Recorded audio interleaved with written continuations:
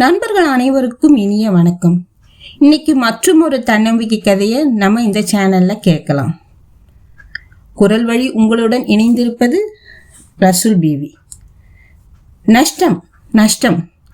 ஒரு நிறுவனத்தின் தலைவருக்கு தன் நிறுவனத்தில் சில தவறுகளால் 50 கோடிகள் நஷ்டம் ஏற்பட்டு விட்டது.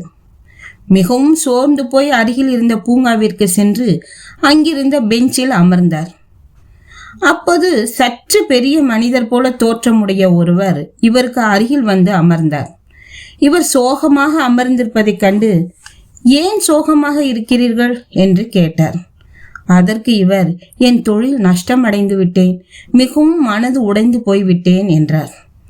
எவ்வளவு ரூபாய் நஷ்டம் என்றார் அவர்.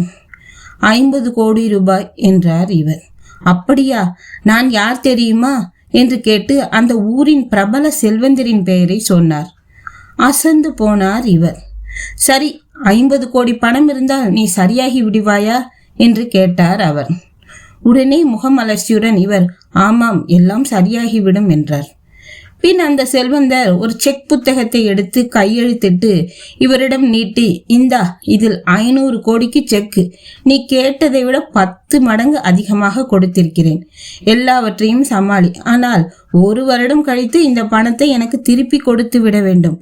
அடுத்த வருடம் இதே நாளில் இங்கே நான் காத்திருப்பேன் என்று சொல்லிவிட்டு செக்கை இவர் கைகளில் திணித்துவிட்டு சென்றார் அவர். பின் அந்த நிறுவனத்தின் தலைவர் வேகமாக அலுவலகத்திற்கு சென்றார். தன் அறைக்குள் சென்று அந்த செக்கை தனது பீரோவில் வைத்து பத்திரமாக பூட்டினார். பின் தனது உதவியாளரை அழைத்து அனைத்து ஊழியர்களை நிர்வாக கூட்டத்திற்கு அழைத்து வர ஏற்பாடு செய்ய சொன்னார். ஊழியர்கள் அனைவரும் கூட்டத்தில் அமர்ந்திருந்தனர். இந்த நிறுவனத்தின் தலைவர் பேச ஆரம்பித்தார். நண்பர்களே, நமது நிறுவனத்தில் 50 கோடி நஷ்டம் ஏற்பட்டுள்ளது. ஆனால் இப்போது என்னிடம் 500 கோடி ரூபாய் உள்ளது. ஆனால் அந்த பணத்தை தொடமாட்டேன். இந்த நஷ்டம் எப்படி ஏற்பட்டது, எதனால், எதற்காக ஏற்பட்டது என்று ஆராய்ந்து அதை களைந்து நமது நிறுவனத்தை வெற்றிகரமாக செயல்படுத்த நீங்கள் அனைவரும் ஒத்துழைப்பு கொடுங்கள் என்று கேட்டுக்கொண்டார். பின்னர் வேலைகள் வேகமாக நடந்தன. தவறுகள் கண்டுபிடிக்கப்பட்டு களையப்பட்டன. மிக சரியாக அனைத்து ஊழியர்களையும் ஒத்துழைக்க வைத்தார்.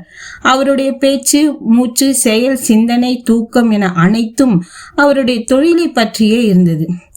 மிகச் சரியாக 1 வருடம் கழித்து கணக்குகள் அலசப்பட்டன. மிகச் சரியாய் 550 கோடி ரூபாய்கள் லாபம் ஈட்டி இருந்தது இவருடைய நிறுவனம். அடுத்த நாள் விடிய காலை அந்த செல்வந்தர் கொடுத்த 500 கோடிக்கான செக்கை எடுத்துக்கொண்டு அந்த பூங்காவிற்கு விரைந்தார் அவர். சென்றவரிடம் அமர்ந்த அதே பெஞ்சில் அமர்ந்தார். காலை நேரம் ஆதலால் பனிமூட்டத்துடன் காணப்பட்டது. சற்று நேரம் கழித்து தூரத்தில் அந்த செல்வந்தரும் அவருக்கு அருகில் அவரை கைகளால் பிடித்து கொண்டு ஒரு பெண்மணியும் வந்தது பனிமூட்டத்தின் ஊடே தெரிந்தது. சில வினாடிகள் கழித்து பார்த்தால் அந்த பெண்மணி மட்டும் வருகிறார். அந்த செல்வந்தரை காணவில்லை. இவர் சென்று அந்த பெண்மணியிடம், எங்கே அம்மா உங்கள் கூட வந்தவர் என்றார். அதற்கு அந்த பெண்மணி பதட்டத்துடன், உங்களுக்கு அவர் ஏதாவது தொந்தரவு கொடுத்து விட்டாரா என்றார்.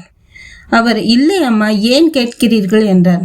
அந்த பெண்மணி, இல்லை ஐயா, அவர் ஒரு பைத்தியம், அதாவது மனநிலை சரியில்லாதவர். செக்கு தருகிறேன் என்று சொல்லி இங்கு இருப்பவர்களிடம் தனது பழைய செக்கை கிழித்து கையெழுத்திட்டு கொடுத்து விடுவார் என்றார். ஒரு நிமிடம் அந்த நிறுவன தலைவருக்கு பேசவே முடியவில்லை. அப்போ நம்மால் முடியும் என்று நினைத்தால் நிச்சயம் முடியும், அதுவே நம்மை காப்பாற்றி இருக்கிறது என்று நினைத்தார். நம்மால் எதையும் செய்ய முடியும் என்று முதலில் நாம் நம்ப வேண்டும். அப்போதுதான் நாம் நமது வாழ்வில் முன்னேற முடியும். இதுபோன்று மற்றொரு பதிவில் உங்களை சந்திக்கிறேன்.